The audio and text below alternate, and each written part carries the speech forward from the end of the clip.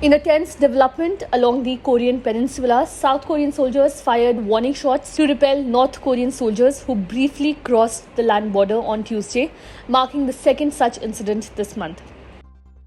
According to the South's Joint Chiefs of Staff, the North Korean troops retreated after the warnings and shots, and no further suspicious activities were observed. The incident occurred amid heightened North Korean construction activities along the demilitarized zone, which separates the two Koreas.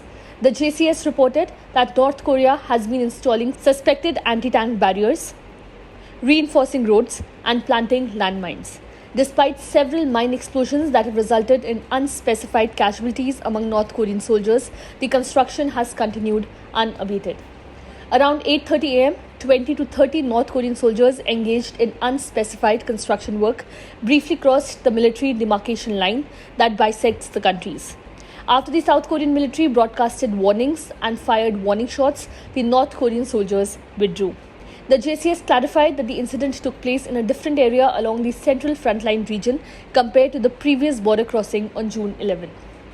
The South's military suspects that the dense vegetation along the border might have obscured the North Korean soldiers' visibility, leading to an unintentional crossing.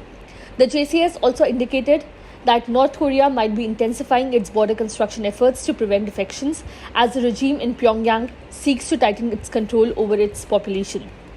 These border intrusions come at a time of escalating tensions between the two nations, which have recently engaged in Cold War-style psychological warfare and abandoned their landmark 2018 military agreement aimed at reducing hostilities.